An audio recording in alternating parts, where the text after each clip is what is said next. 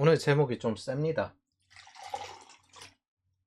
그리고 오늘 제목이 아니라 앞으로 한 3편 정도 쓸 것 같은데 착취 세대 8697에 관련된 겁니다.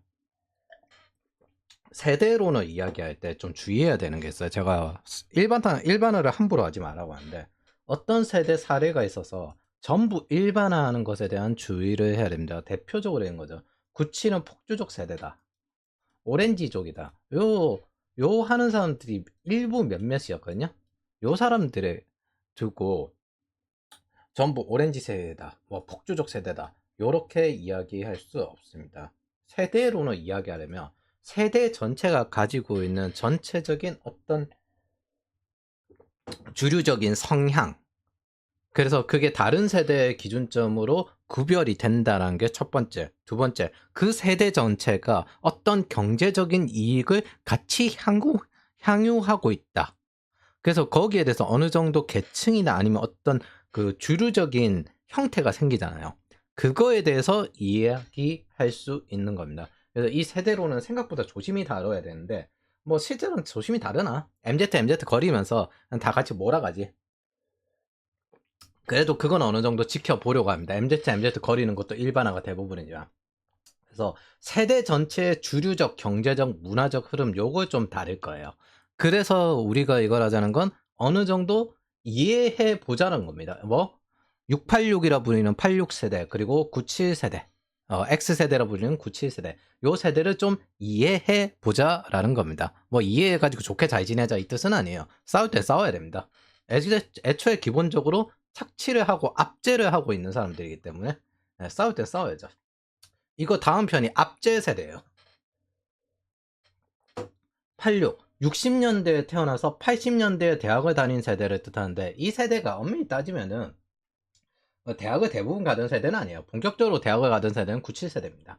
민주화 세대라는 거에 대해서 저는 개인적으로 반대를 합니다. 이 민주화 세대라고 하는 이유가 뭐냐면은 이때 학생운동, 대학운동 소수 몇몇이 해가지고 거기에 민주화 활동에 참여를 했다라는 건데 이거랑 똑같다고 봐요. 박근혜 촛불할 때 20, 30대 남자들도 똑같이 여기에 그 탄핵에 찬성했거든요. 근데 갑자기 진보가 자기네들이 한 것처럼 가져갔습니다. 똑같이 80년대에는 그 농산물 오일 쇼크 때문에 식량 가격이 너무 높아지고 경제 성장률도 위태롭고 그래서 사람들이 경제에 대한 불만이 되게 많았어요. 그래서 그것들이 열심히 항의를 하면서 그 사람 바꾸라 그렇게 접근을 하면서 전체적으로 쭉 흘러간 건데 잘 생각하면 소수의 대학생 몇몇 집단이 민주화를 이루었다. 이거 자체가 뭔가 어폐가 큰 게 국민 전체가 어느 정도 바라는 것도 있었지만은 이승만 때부터 활동했던 사람들이 있습니다. 민주주의와 자유를 위해서. 그래서 김영삼, 뭐 그리고 이명박도 원래 이제 박정희의 수교를 반대하던 학생운동 출신이고, 그리고 김대중, 요 사람들 원래 반공 기준점으로 이야기를 하던 사람이거든요. 한국 전쟁 직후에서부터 태어나서 활동하던 상김 정치의 시대였는데 이 사람들 이 사람들이 해오던 거는 다 버리고 요 세대가 민주화를 했다. 지금 현재 요때 민주화 운동이라는 사람이 보수 쪽으로 당연히 포진이 되어 있거든요. 근데 마치 진보가 한 것처럼 다 가져가요. 언제나. 그래서 그냥 여기에 끼인 소수의 어떤 집단이다. 요 정도로 생각을 하시면 되겠습니다. 대체로 그 당시에 주요 불만은 뭐다? 경제적인 위기에 관련된 불만이 제일 컸습니다. 그러면 이 세대를 민주화 세대라고 할 수는 없어요. 그럼 뭐라고 해야 되냐? 운동권 세대. 특히 운동권 세대에서 좀 더 가장 크게 들어가 있는 게 97세대입니다. 하지만 이제 가장 강력한 운동권 세대가 86세대인데 97세대는 대부분이 대학을 갔지만 86세대는 대부분이 대학을 가지 않았기 때문입니다. 여기서 NL계 PD계의 운동권의 시작이기 때문에 운동권 세대라고 여기에 임의적으로 붙인 겁니다. 80년대 중반에 나왔고 대학 문화의 주류였기 때문에 서구에서는 어떤 운동이 있었냐면 68 운동이 있었어요. 68 운동. 프랑스에서 시작된 68 운동인데 뭐 이제 성적인 자유나 이런 것도 있지만 이게 기본적으로 마오주의 그 다음에 레닌주의 기반이고 이걸 시작을 해서 전 세계에 퍼졌습니다. 그리고 포스트 모더니즘도 이때부터 시작이 되었죠. 그래서 한국에서도 그 당시에 외국의 상황을 잘 모르니까 이게 한국 안에서 나름 마오주의, 레닌주의 기반의 혁명이 일어났다더라. 그래서 이 운동권에서 알아서 자기네들끼리 포장을 해가지고 뇌피셜을 굴려봅니다. 그렇게 해서 거대 담론에 대한 사상을 하나 만들어요. 그래서 근데 이 68혁명에 대한 전체적인 베이스가 미국의 히피주의 이런 거랑 똑같은데 그 당시에 군사 케인즈주의 시대였기 때문에 언제까지 이렇게 군사적으로 계속 싸우고 대립하고 이렇게 계속 그 불안해하며 살아야 되냐. 이제 핵으로 서로 다 쏘고 같이 죽는 것밖에 없는데 이런 거에 대한 내일이 없다라고 하는 그런 이미지가 컸어요. 전체적으로 그 당시 청년 세대는. 그러다가 한 20년 쭉 지나서 86세대에서 80년대에 이제 한창 내피설 굴리면서 이걸 돌기 시작한 거죠. 똑같이 마오주의, 레닌주의 기반입니다. 근데 그 당시에도 군부 정권이었잖아요. 혁명이라고 불리면은 구체제에 속한 앙시행 레짐이 있습니다. 그리고 그 구체제를 뒤집어 엎겠다라고 하는 방식의 형태를 가지고 있어요. 그래서 여기서 우리가 먼저 이 세대를 이해하려면 마르크스주의 자체를 이해를 해야 됩니다.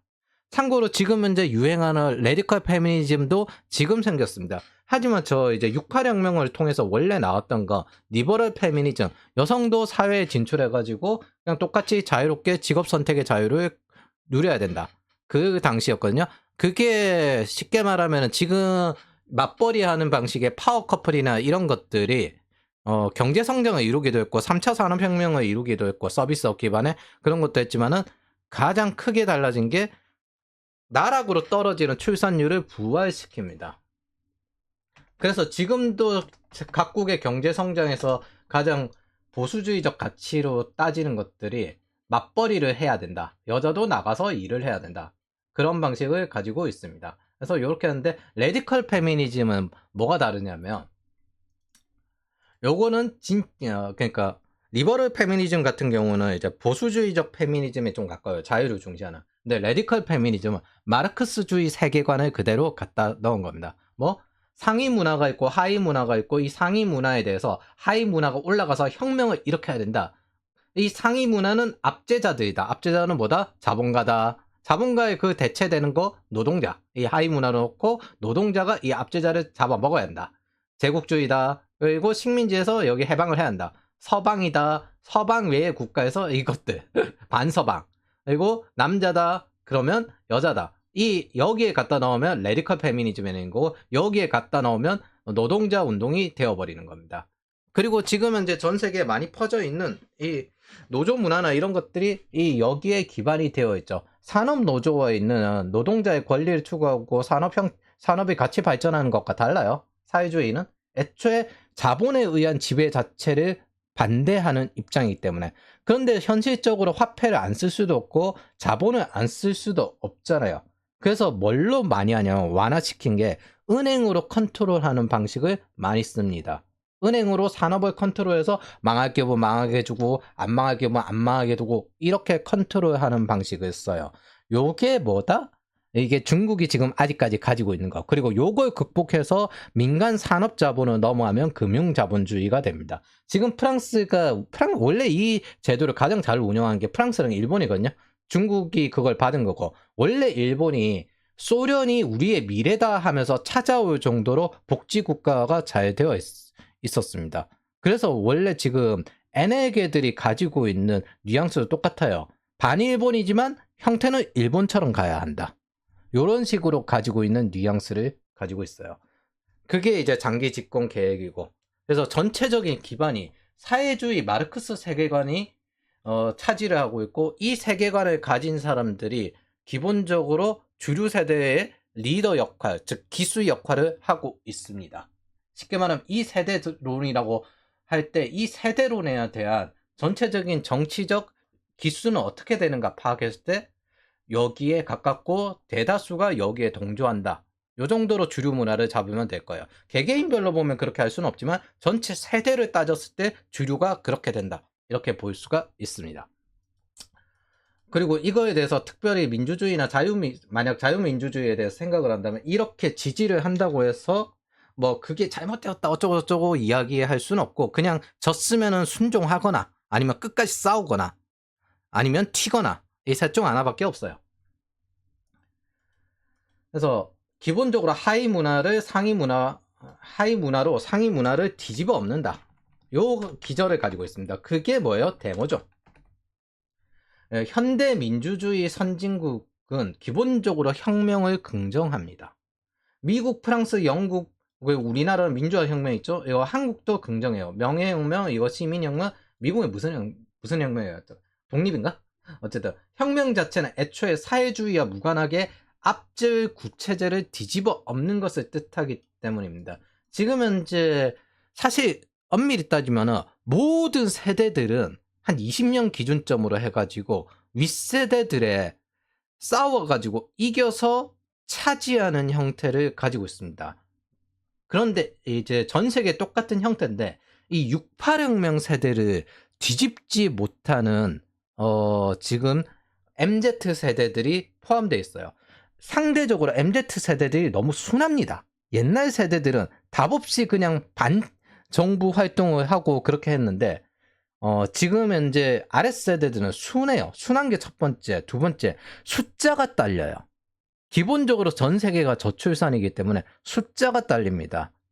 그래서 이게 전 세계적으로 지금 세대 교체가 잘 안 이루어지는 시기인데 슬슬 이제 제가 속한 80년대생들이 40대에 조금씩 올라가고 있거든요. 과연 이게 40대로 올라가도 그 대체가 될까라는 생각은 진짜 많이 듭니다.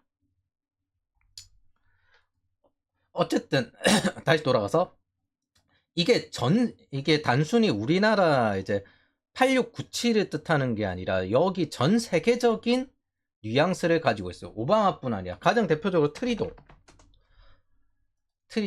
그래서 뭐 서구에서는 왜 저렇게 마약을 합법화하고 그다음에 프랑스의 이제 마크롱도 이성형이고 왜 마약을 합법화하고 저렇게 할까라고 생각을 해보면은 요 68혁명의 영향을 받아서 저기서 뭐 경제적으로는 보수적이지만 정치적으로는 진보적인 성향을 가진 리버럴리스트들의 성향을 많이 가지고 있습니다. 그래서 뭐 사회주의적 성향을 가진 자유주의자 형태를 많이 가지고 있어요. 그리고 사실상 쉽게 말하면 이제 이게 뭔 차이냐면은 어느 정도 이래저래 민간 시장에 경제적 자유보다는 좀 개입을 해야 된다. 요런 느낌을 많이 가지고 있습니다. 동시에 또 자유무역은 부정할 수 없으니까 자유무역은 추종을 했고 이게 전 세계적 현상입니다. 그래서 보면은 논리적 대화가 안 통한다는 생각이 많이 돼요. 근데 그 안 통한다 생각이 되는 이유가 완전히 세계를 보는 세계관이라는 필터가 다르기 때문입니다. 뭐 거대 담론이 달라요. 애초에 정의롭다라는 개념 자체가 완전히 달라요. 공정하다는 개념 자체가 완전히 달라요. 가장 대표적으로 이쪽은 공정하다는 개념, 내가 나이가 좀 더 많잖아. 연공서여제 상명, 하복식, 하달식 그런 식의 전달을 했었기 때문에 그런 것들이 당연하다고 받아들여지고 무의식적으로 그냥 패턴처럼 나오는 그런 세대입니다. 그리고 한국인이 지금 집단 수의 성향이 딱 97세대, X세대까지 있어요. 그럼 그 밑에 뭔데? MZ 68세 86이랑 그 다음에 97은 저런 거대 담론을 기반으로 해서 거대 담론, 상명하복, 하달 요런 식으로 해서 장외투장 이게 애를 낳아도 광우병이나 그런 것들이 연결이 되어 있죠. 지금까지도. 그리고 지금도 이거 하시는 분들 있을 거예요. 요렇게 연결이 되어 가지고 집단주의 성향이 있지만은 그 80년대생이나 90년대생은 개인주의 성향으로 나옵니다. 요거 조금 이따가 설명할 건데 집단주의 범죄 방식은 보통 모럴 해저드, 집단으로 다 같이 법을 어겨도 괜찮다는 모럴 해저드가 있고 개인주의 범죄 방식은 극단주의적 범죄 방식을 많이 속합니다. 근데 8090이 굳이 개인주의냐라고 따지면 여기에 레디컬 페미니스트가 있기 때문에 여기서도 집단화가 생기는 경향을 많이 보입니다. 그리고 똑같이 집단주의 모럴 해저드 요게 형상이 되고 있죠. 그러면 이런 모럴 해저드를 사회주의에서 뭐라고 하냐? 혁명 과정이다. 혁명 과정이기 때문에 이거 테러를 일으키든 반정부 활동을 하는데 테러를 일으키든 전쟁을 일으키든 무슨 상관이냐? 뭐 혁명 정사다. 요렇게 포장을 합니다. 뭐 이 모럴 해저드에 대한 양심의 커트를 줄여주는 형태를 하고 있죠. 이게 트로츠키주의입니다. 근데 사실 뭐 레닌주의, 마오주의 뭐 다 똑같죠. 그래서 제가 민주화 세대라고 하는 것 자체를 반대합니다. 그냥 그 시기에 20대였다. 예.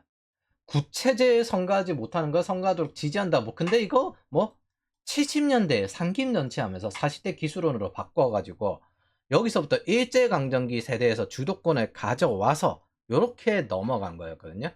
예. 그래서 이제 바뀌나 싶었던 게 그때처럼 다시 또 바뀌나 싶었던 게 이준석의 이제 그 당대표 당선이었는데 밀렸죠. 아마 근데 솔직히 지금 현재 정확히 이야기하면 MZ 세대에 전투력 있는 사람이 요 사람밖에 없어요. 요게 문제예요. MZ 세대 전투력이 너무 딸려. 그래서 아마 제가 보기에는 이 세대 전환이 상당히 오래 걸리지 않을까, 혹은 아예 안 되고 그냥 그 다음 세대로 넘어가지 않을까, 그 생각 자주 듭니다. 이게 혁명을 할 때 기본적으로 압제가 받는 여기에 대한 구조가 쌓이고, 그 다음에 구조에 대해서 그 반대에 누가 행동하는 주도권 구성이 짜여야 되는데, 여기서 이건 양이 많아야 되거든요. 전투력이 딸려요.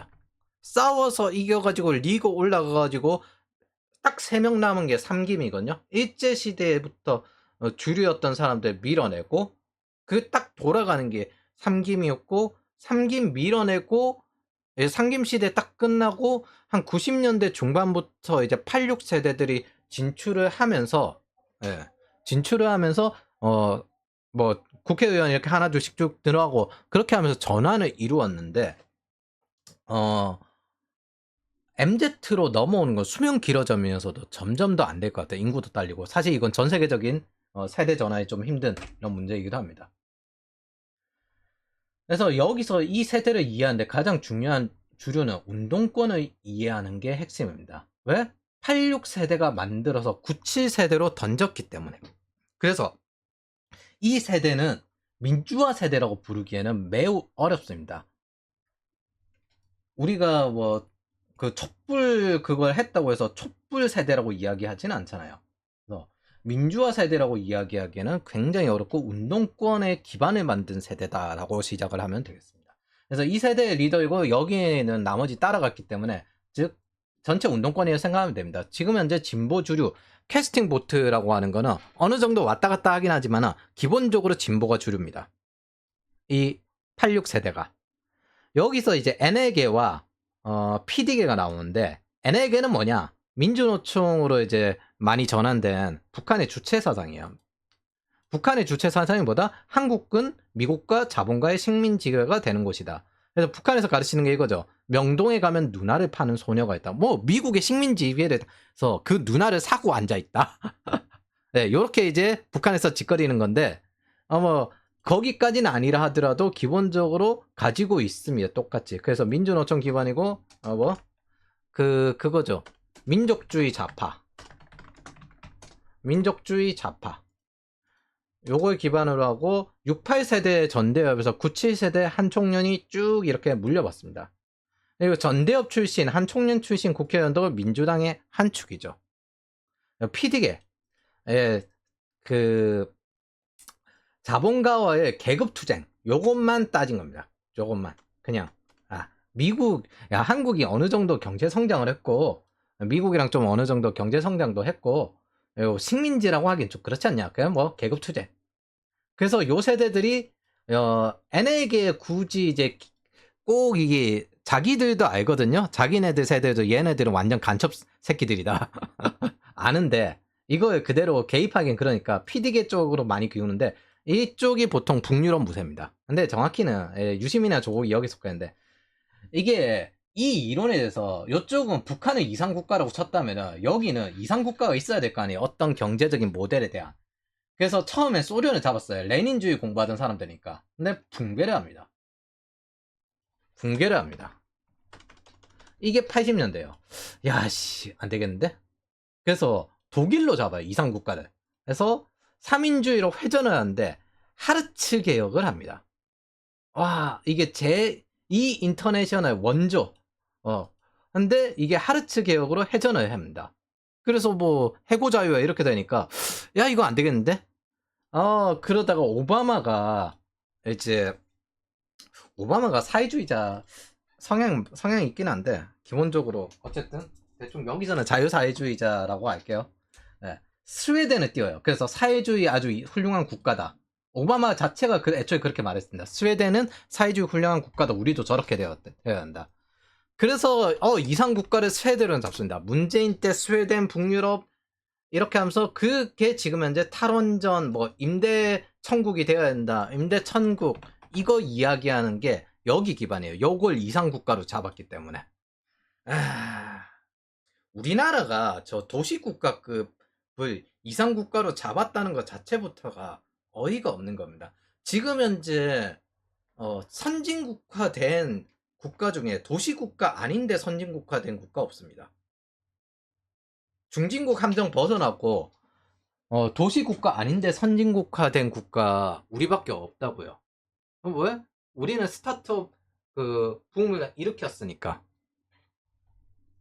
원래 사이도 안 좋고 PD계 NA계가 사이도 안 좋고 자본도 있지만 필요할 때마다 협력하고 문재인 때 어느 정도 묻혀서 진보 주류가 되었습니다. 그거는 뭐 전농이 이번에 진보 사당이 합쳐서 탄핵할 수준이 되어야 된다 하면서 NL계인 전농이 그렇게 말할 정도로 원래 그냥 이렇게 자주 뭉치고, 사실 문재인 때 완전 어느 정도 병합이 되어서 지금 현재 NL계 출신들도 국회의원들이 꽤 많고 민주당이 많이 포진이 되어 있어요.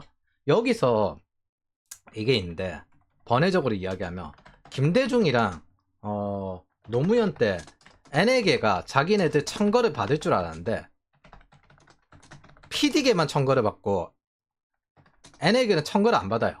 안 받아가지고 그래가지고 더 이상 살 길이 없으니까 전향을 합니다. 전향을 한 게 뉴라이트입니다. 뉴라이트. 네. 뭐 신우파. 그래서 기본적으로 선동에 매우 익숙해져 있는, 데모식 선동에 매우 익숙해져 있는 세대다라고 생각을 하시면 됩니다. 우루과이 라운드, 광우병 선동, 뭐 지금 현재 뭐 탈원전에 관련돼서 이제 그 오염수 방출, 이런 것들 은연중에 세대 전체로 공유되어 있고 무의식적으로 진보 진영에 좀 더 가까운 세대라고 생각을 하시면 되겠습니다. 이게 운동권 세대, 86세대예요. 그리고 현재 대한민국 정치, 경제, 자산의 최대 계층입니다. 최다 계층이고 최대 계층이에요. 그 동시에 매우 권위주의적이죠. 이 세대들 사실 97세대도 권위주의적인데 그나마 좀 깼다? 요 정도면 여전히 권위주의적일 수밖에 없습니다. 애초에 기본적으로 요 세대들은 집단주의에서 위에서 뭘 받냐면 거대 담론에서 상명하달식을 받아요. 거기에 반발을 일으키면 안 돼요. 그래서 이 사람들이 회사에 이걸 그대로 적용하는 게 뭐다? 노조를 통해서 전체적인 연공서열제, 한때는 이제 97세들이 이제 주류 또 만든 것도 있는데 그 학력으로 기반을 한 학력 차별도 요 세대들이 주류로 만들었습니다. 매우 권위주의고 60대 초반에서 50대 보면 됩니다. 뭐 대부분 사람들이 착각하는데 혁명을 해가지고 자유해방 뭐 요런 걸 할 거라고 생각하는데, 신체제의 새로운 통치를 하자고 해서 새로운 지배계층이 되자는 거지 새로운 독재 형태가 되는 경우가 대부분입니다. 세상에 그런 달콤한 거 없어요. 자유예방은 뭐 피를 흘려가지고 너네 우리 한번 혁명 당해볼래, 아니면 여기서 적당히 완화를 할래, 요렇게 해서 피 흘리고 얻는 겁니다. 근데 이제 MZ들은 이제 전투력이 딸려요. 전투력이 숫자도 딸리고. 그래서 아마 대개 이 압제가 오래 가지 않을까 그렇게 생각을 합니다.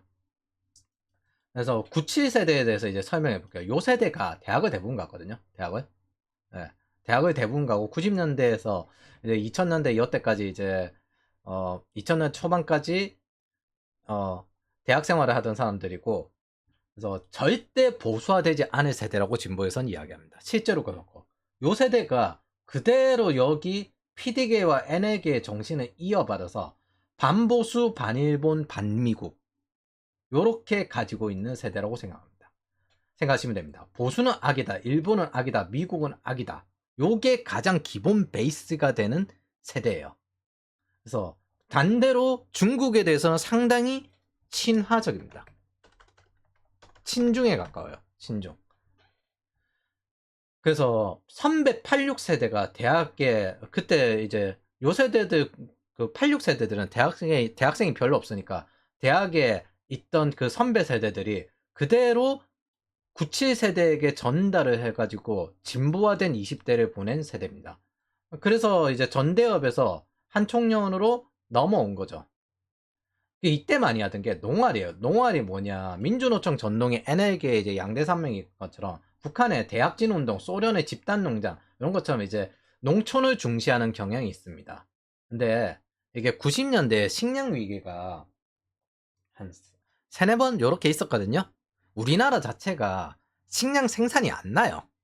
안 나서 수입을 해야 되는데 80년대 농산물 금수 조치하다가 이제 우루과이 라운드 이후 금수 조치 풀고 난 다음에 지금 상태가 됐는데 이것도 완전 개방하지 않겠다라는 식으로 해서 우리나라 식자재 가격이 비싼 거죠. 그리고 이걸 전부 다 기업 탓으로 돌리죠. 왜? 자본가를 공격해야 되니까. 근데 사실 이거 유통 때문도 아니고 가장 기본적인 게 유통업체가 많으면 그만큼 물자가 자주 돌겠죠. 버려지는 물자도 적고 기본적으로 양이 적어서 그렇습니다. 그래서 뭐 자유무역을 반대하면서 바나나가 1980년대에 수입이 안 되니까 제일 비쌌고요. 근데 바나나 지금 싸잖아요. 그때 2만원 3만원 했어요. 저도 본 기억이 있는데. 그리고 90년대 왜 오렌지족이라고 했냐면 오렌지가 비쌌어요. 지금 오렌지 싸잖아요. 들어오면 싼 겁니다. 근데 그걸 막고 있는 방식이에요. 그래서 여기서 우루과이 라운드 반대하고 FTA 반대하면서 자유무역 혜택은 제일 많이 받은 세대입니다. 특히 식량 개방에 대한 혜택. 광우병 반대하면서 미국산 소고기 안 먹을까요? 아니죠. 요즘은 일본 오염수 반대합니다. 값상선만 따지면 있잖아요. 우리나라가 더 높아요. 수명이 더 짧아요, 한국이. 그리고 이거 그러면 이 선동하고 나는데 어떻게 됐냐? 아, 이거 자유다. 언론의 자유다. 요걸로 해서 선거 이겼습니다. 왜? 민변이 여기 붙어 있거든. 민변. 시간 끌고.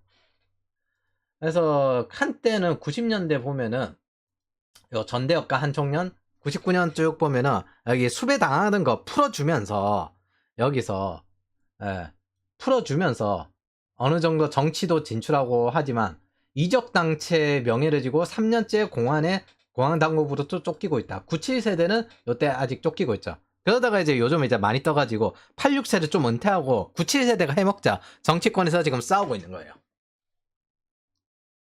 그리고 2005년, 2010년 사이드 조직인 이제 요거 한대련이라고 했는데 요것도 NL계인데 요쪽이 주로 한 게 대학 등록금 인상 반대 요걸 많이 했는데 그래서 지금은 이제 대학 등록금 인상 반대 이렇게 하다가 이제 대학으로 돌아오게 되는 뭐 제 세대 포함해가지고 80세대 포함해가지고 교수 일자리가 줄어들고 있죠. 대학 재정이 위태로우니까. 전체적으로 따지면 저 8697을 폭력 데모 세대인데 가장 강력한 데모 세대가 요 세대라고 생각을 하시면 됩니다. 뭐 97세대, X세대. 왜? 이 X세대 같은 경우에는 어떻게 봐줬냐면은 그래 그 당시 지금 현재 노인된 저 세대가 어떻게 봐줬냐. 그래 젊을 때 좀 데모하고 그럴 수 있는 거지 라고 봐줬어요. 라고 좀 온화하게 봐줬어요. 그래도 우리나라 미래야 이런 식으로. 그래서 김대중 노무현을 거치면서 어느 정도 수배를 풀어주고 정치에도 진출하고 이렇게 하는데 동시에 이제 보좌관 같은 거 하면서 수배 풀어서 정치에도 진출하고 이렇게 한 게 요때 요 두 시기입니다. 그러면서 여기서 좀 크게 달라진 게 약간 반공이란지 사회주의나 이런 게 단순 이념 개념이다. 요 정도로 이념 개념이고 그걸 굳이 서로 대립할 필요 없다. 요런 식으로 포장을 하면서 진보 세력이 힘을 키워갔죠. 하지만 사실 힘을 키워간 게 아니라 뭐 그냥 8697 세대 정치화를 풀어줬다. 그리고 2002년쯤 이때부터 본격적으로 대학들이 운동권 정치화에서 벗어납니다. 운동권 정치화에서 벗어나서 여기서부터 80 세대들과 좀 괴리가 생겨요.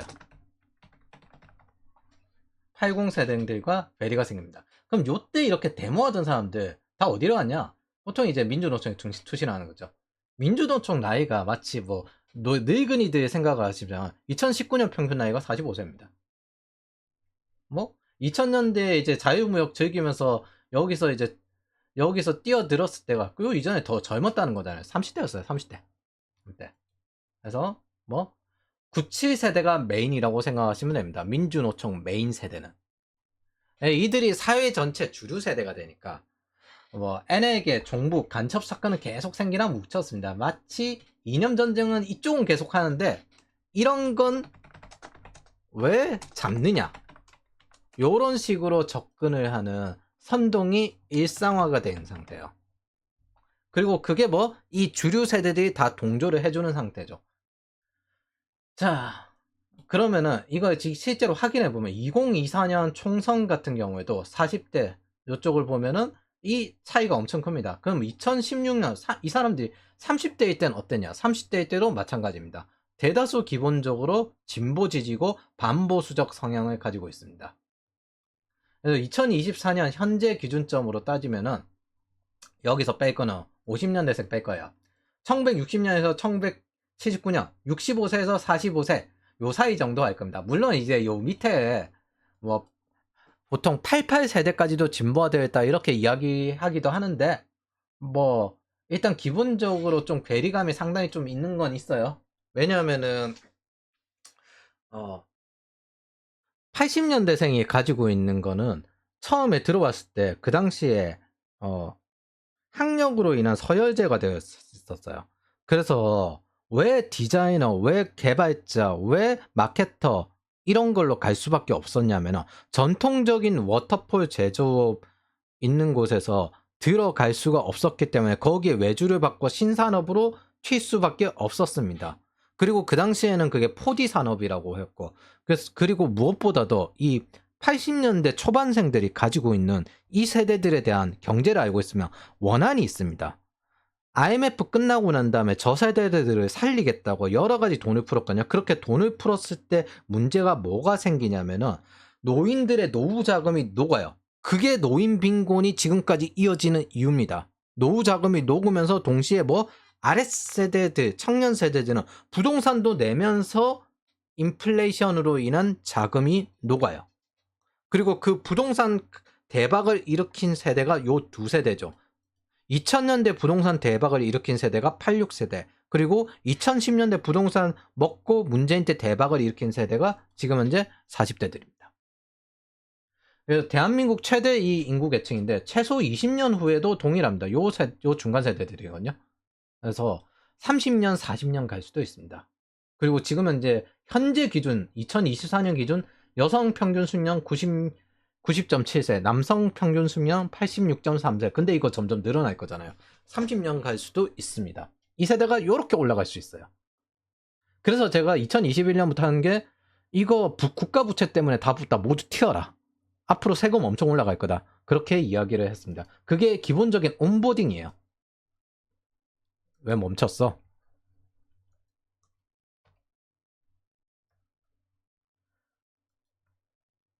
경제적으로는 좀 더 자세하게 살펴볼 건데 요 세대들이 쉽게 말하면 부동산을 대부분 가지고 있고 자산과 그 다음에 인구도 제일 많지만 자산 최대 계층입니다. 최대 계층. 그리고 20대가 이제 소득이 확 줄었다고 했잖아요. 하지만 이제 제가 포함되어 있는 80년대생도 어느 정도 통과해가지고 소득이 늘긴 하지만은 40대, 50대의 소득이나 자산이 느는 건 장난 아닙니다. 동시에 전월세 보증금은 이제 오랫동안 이제 혜택을 얻었으니까 그만큼 낮죠. 예. 그만큼 낮고, 가장 큰 거 대부분 착각하는 거 있는데 청년 세대는 공적 이전 소득, 정부의 여러 가지 수혜를 가장 적게 받습니다. 그런데 최근에 나오는 거 보면 40대가 제일 많이 받거든요. 공적 이전 소득. 근데 왜 청년 세대들만 도와주느냐 하는데 이런 것들로 자산을 축적하지 못하기 때문에 청년 세대를 도와주는 겁니다. 요거는 제가 좀 경제편에서 자세하게 다룰 거예요. 그러면은 이 공적 이전 소득을 제일 많이 받는 세대가 어디냐? 40대. 그다음에 30대. 보통 이제 요렇게 받는 경우에는 이제 저출산 때문에 애 많이 지원받을 때. 그리고 50대. 그리고 청년 혜택까지 같이 들어가 있거든요. 요런 거. 그러나 뭐 요 세대들과 가장 크게 달라지는 게 있어요. 사적 이전 소득. 이게 마이너스, 이거 대출 받은 것도 사적 이전 소득이라고 하거든요. 근데 기본적으로 요 세대랑 가장 큰 차이가 뭐냐면 같은 나이 대비 전 세대들보다 못 살아요. 부모보다 못 사는 세대가 아니라 바로 그냥 형님 세대보다 못 사는 세대예요. 그래서 대출을 받을 것도 없어요. 20대는 소득까지 줄었는데 20대에 보면은 재산 소득도 마이너스입니다. 그러니까 뭐 숨 쉬는 걸로 점점 가난해진다라고 생각을 하시면 돼요. 그래도 30대는 재산 소득은 플러스가 나는데 대출은 못 받을 뿐. 그래서 공적 이전 소득, 정부 돈을 가장 많이 쓰는 세대 따지면은 40대, 97세대, 그 다음에 30대, 그 다음 50대 요 정도로 생각을 하시면 됩니다. 그리고 사적 이전 소득까지 좀 있죠. 청년들한테 그러면은 이렇게 말하는 게 맞냐? 너 이거 세대 전체를 착취라고 말하는 게 맞냐? 청년들에게 던질 폭탄을 이 사람들이 제조를 했는데 사실 부동산 가격 올려서 월세 세게 내게 하고 대출도 힘들게 만들고 있고 이게 2000년대부터 쭉 이어지고 있고 사실은 지금 해고 자유라든지 연공서열대라든지 이 성과제 반대라든지 그런 것들에 대한 룰을 만든 사람들이 이 사람들이고 지금의 주류 세대입니다. 그래서 이 범인이 이 지금의 주류 세대이기 때문에 당연히 정당한 권리로서 이 착취를 당하는 세대들은 너네가 착취 세대다라고 말할 자격이 있습니다. 이건 정당한 권리예요. 근데 이걸 싸우지 마라, 이걸 이야기하지 마라 라고 하는 이유는 세뇌를 당해서 그래요. 왜? 싸워서 지더라도 그냥 싸워서 져서 후퇴를 하거나 아니면 계속 싸우거나 아니면 다른 데로 튀거나 이런 모르겠는데 그냥 왜 집단주의를 깨려고 해? 내어주라고. 우리 집단주의 상명하복식 방식에 대해서 거론을 하지 마. 내어주라고. 네가 좀 희생해. 집단을 위해서. 라는 식으로 갈라쳐서 통제하는 방식을 여전히 쓰고 있기 때문입니다. 그래서 마치 중립으로 해서 여기에 대해서 이야기를 하지 않는 게 근엄한 도덕주의자인 것처럼 도덕적 우위를 가지고 있으나 사실은 그게 자기한테 좀 살만하고 편하니까 그냥 그 편을 드는 것 뿐이죠. 그래서 정당한 권리가 있습니다. 적어도 8090이고 이 국가부채와 국민연금과 저것들 계속 제조하는 것들, 인플레이션과 부동산세에 대해서 전 세대보다 못 사는 거, 쉽게 말하면 이 전 세대 60대 이상 세대들은 이 세대들에게 성장 기반을 물려줬어요. 그 성장 기반을 물려준 건 이들이 언젠가 나중에 우리 자식들에게도 성장 기반을 물려줄 거라고 기대를 했기 때문입니다. 그러나 이들은 20년간 지나서 착취 기반을 물려주었습니다. 그러니 정당한 권리로서 당연히 이야기할 자격이 있습니다. 왜? 부모 자식을 그대로 뜯었으니까. 이게 80년대 중반 기준점으로 해가지고 가지고 있는 원한 중에 하나입니다. 경제를 만약 이해한다면, 모른다면 그냥 당하는 거고. 그래서 이 8697 세대는 한국의 사회주의 성향에 가장 가깝습니다. 요걸 이해하려고 하는 거예요. 저 사람들은 왜 말이 안 통할까? 개인주의자의 세계관을 보면 집단주의이면서 한국의 사회주의자 성향이 맞지 않으니까. 동시에 마르크스주의이기 때문에 유물론적 기반이 굉장히 큽니다. 우리가 흔히 보는 기본적인 자본주의 성향은 돈은 거래 수단이다. 물자가 더 중요하다. 요게 기본이거든요. 근데 사회주의 성향을 가진 사람들은 화폐가 기본이다. 화폐가 제 유물의 핵심이다. 요렇게 물질주의적인 경향을 가지고 있는 경우가 커요. 우리는 보통 어떤 물자를 희망할 때 그것들에 대한 기능과 효용을 봅니다.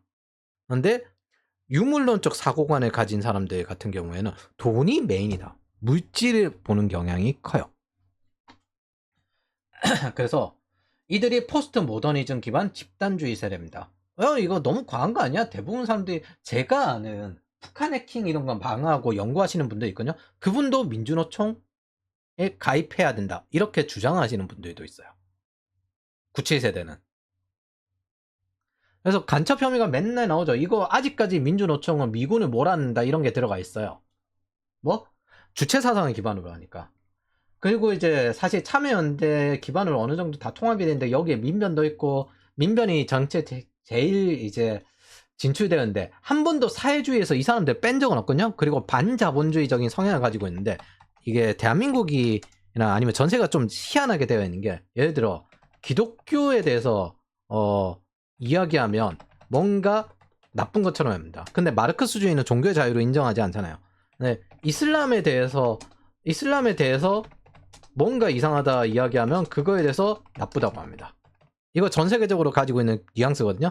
뭐 사회주의에 대해서 반발하면 뭔가 너는 극우다 이렇게 합니다. 반대로 자본주의에서 반발하면 마치 그게 당연한 것처럼 큰 비난을 받지 않으세요. 아, 의견의 자유. 뭐 기본적으로 혁명 과정이기 때문에 뭐 사상투쟁, 혁명 과정, 뭐 심리전 요런 것도 있기 때문에 내로남불이 기본입니다. 요 것들 자체가 열심히 활동하는 기준점의 세계관으로 가지고 있어요. 이기려면 이 정도는 해야 되는 거예요, 솔직히. 그리고 이제 가장 큰 성과는 민변 출신 대통령이 2명, 지금은 이제 민변 출신 대통령이 3명 나올까 말까 한 상태죠. 이재명 그 대표도 이 민변 출신입니다. 그리고 박원순 서울시장인데 이거 보면 민변 출신 의원들 되게 많아요.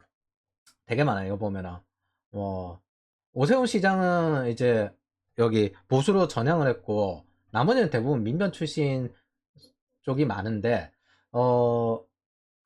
예를 들어 조수진 의원이라든지 박범계 의원이라든지 그다음에 박주민 의원이라든지 어딘가 한 번씩은 들어봤을 것 같은 민주당 그 중진 의원들 보면 민변 출신들입니다. 그리고 대통령이나 국회의원 양성 과정 비슷하다고 생각을 하시면 됩니다. 저 민변이.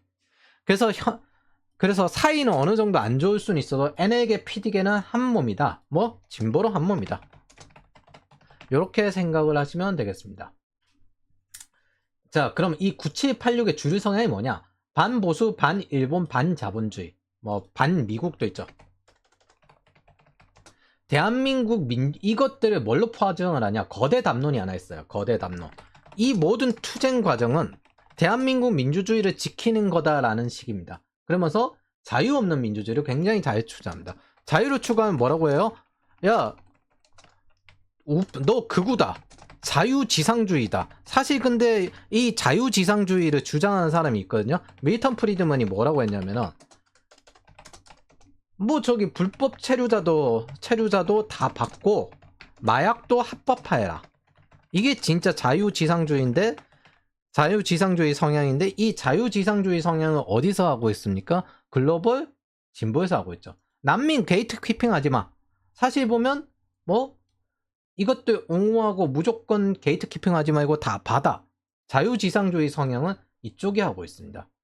그러나 필요할 때는 언론의 자유를 갖다 쓰고 필요 없을 때는 언론의 자유를 갖다 버리고 그렇게 하는 내로남불이 모두 투쟁이기 때문입니다. 뭐 나는 기본적으로 선하다. 도덕적 우월감을 가지고 있는 관점, 거대 담론을 기반으로 해서 도덕적 우월감을 가지고 있는 관점을 가지고 있어요. 그래서 97이 이게 진짜 심한데 내로남불이 매우 심합니다. 대무세대다 보니까 거대 담론 그리고 상명하다. 즉 위계로 인한 권위주의. 일종의 권위주의죠. 그리고 거기에서 사람을 동원식하고 거리 투쟁을 하는 거 이거 지금도 계속합니다. 결혼하고 뭐 이래도 계속해요. 민주노총은 결혼 안 하고 그런 거 아니잖아요. 계속해요. 이런 식으로 넘어가는 집단주의 모럴 해저드가 굉장히 심하다고 생각을 하시면 됩니다. 집단주의에서 생기는 범죄 주형은 모럴 해저드예요. 개인주의는 극단주의지만. 그래서 극단적인 뭐 테러를 벌린다거나 이런 게 개인주의적 범죄라면 집단주의 범죄는 그냥 집단으로 그냥 테러를 벌이는 거죠. 이건 일상적으로 이렇게 해도 돼! 라고 해서 이 정도 법은 어겨도 돼! 이런 식의.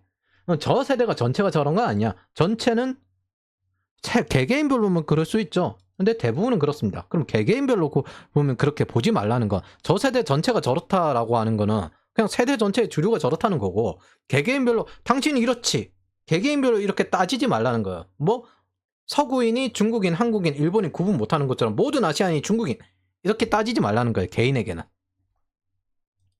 그래서 정치를 논할 때 나는 반대를 하지 않았어, 나는 중도를 지켰어 라고 떠드는 게 있는데, 그건 뭐 지금의 상위 문화가 나쁘지 않았다는 겁니다. 완전히 마음에 들지는 않지만은 내가 뭐 크게 대권을 노릴 것도 아니고 지금의 상위 문화가 마음에 나쁘진 않았다, 요렇게 생각을 하는데, 이게 마치 자신이 선의적으로 가지고 있는 것처럼 짓거립니다.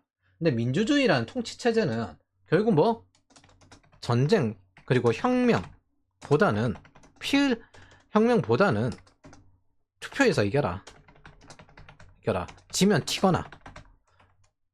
근데 지면 못 튀게 한다? 그건 자유 없는 민주주의입니다. 북한이 가지고 있죠. 중국이 가지고 있고.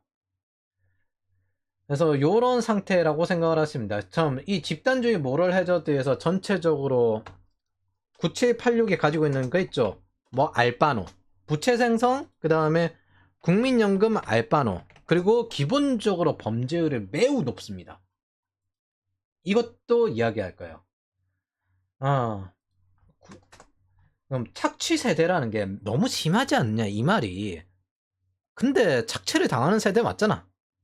그럼 뭐라고 표현할 건데? 이 국가 부채 당신들이 안 갚아요? 국민연금 당신들이 안 내요? 미래 세대가 자유롭게 쓸 수 있는 비용을 자연스럽게 세금으로 꺼내가지고 하는데, 알고 보니까 공적 이전 소득도 어마어마하게 받고 있네. 근데 이 세대는 어마어마한 자유무역의 혜택을 받았으면서 부동산 다 가지고 자산과 소득 다 가지고 내 노후는 다음 세대에 끌고 가야 한다, 요렇게 접근을 하고 있습니다. 물론 그 과정에서 부동산비 받으면서 이게 뭐다? 평생 일하고 싶지 않다. 두 번째, 남의 돈으로, 특히 미래 세대의 돈으로 내가 느긋하게 살고 싶다. 착취죠, 이건. 그런데 이 세대들이 지금 현재 약자냐? 아닙니다. 가장 자금이 많고 가장 소득도 많습니다. 동시에 부동산세를 받는 사람들도 이 사람들입니다. 그러니까 마땅히 착취 세대라고 말할 수 있습니다. 왜? 성장 기반을 물려줘요? 착취 기반을 물려줘요? 착취 기반을 물려주죠. 저 사람들에게는 해븐 조선이에요. 그러나 그 아랫세대부터는 해조선입니다. 룰을 만드는 최대 세력이자 최고 세력이요, 이 룰을 이들이 만들었고 동조했습니다. 룰메이커들입니다.